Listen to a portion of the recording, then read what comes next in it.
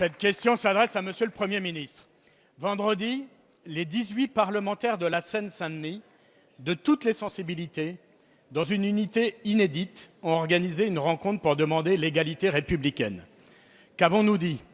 Que notre pays est en train de gâcher un formidable potentiel, que ce département de la Seine-Saint-Denis, le plus jeune de France, au dynamisme économique et culturel soutenu, qui avec 162 milliards d'euros par an est le troisième contributeur à la TVA, est aussi, en même temps, celui de toutes les discriminations.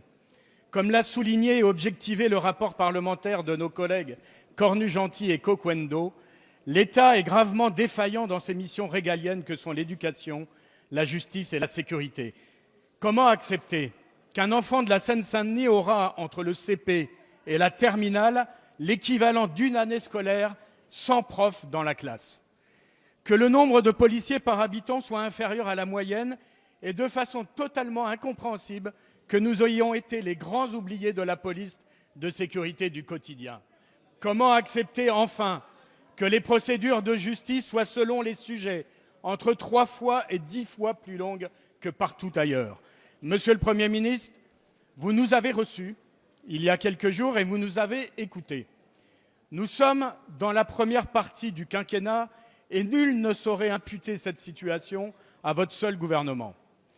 Pouvez-vous seulement, Monsieur le Premier ministre, prendre l'engagement que lors des 4 prochains budgets qui seront sous la responsabilité de votre majorité, vous allez prendre des décisions pour résorber ces disparités et ainsi rétablir l'égalité républicaine pour ce département si prometteur pour la France qu'est la Seine-Saint-Denis?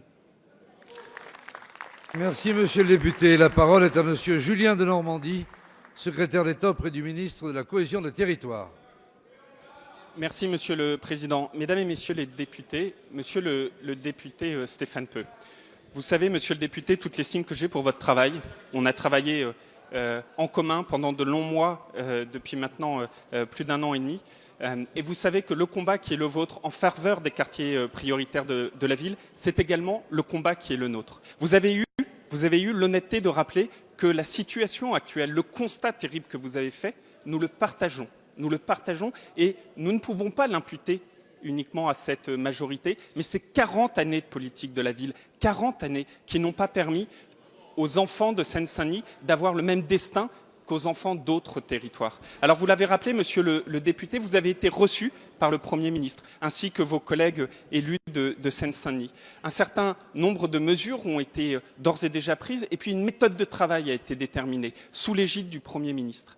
Vous posez une question très précise à laquelle je vais répondre. Est-ce que oui ou non, on prend un engagement de ne pas diminuer les crédits politiques de la ville? Oui, nous prenons cet engagement de ne pas diminuer les crédits politiques de la ville sur la durée du quinquennat. Et cet engagement, d'ailleurs, nous l'avons pris au premier jour, dès septembre dernier. Et donc, je le réitère et je le rappelle.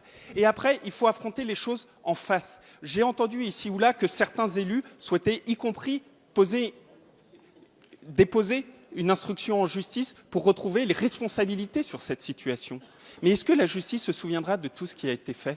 Est-ce que aujourd'hui, on pourrait au moins admettre que ce gouvernement est celui qui a remis le paquet sur l'éducation dans nos quartiers, que ce gouvernement est celui qui a remis le paquet sur la formation dans notre quartier, que ce gouvernement est celui qui double les critères de l'ANRU, les financements de l'ANRU, que ce gouvernement... Parce qu'entre 2007 et 2012, l'ensemble des effectifs de la police ont diminué et on hérite aujourd'hui de cette situation que ce gouvernement a mis 10 000 policiers supplémentaires à l'échelle de la fin du quinquennat. Merci.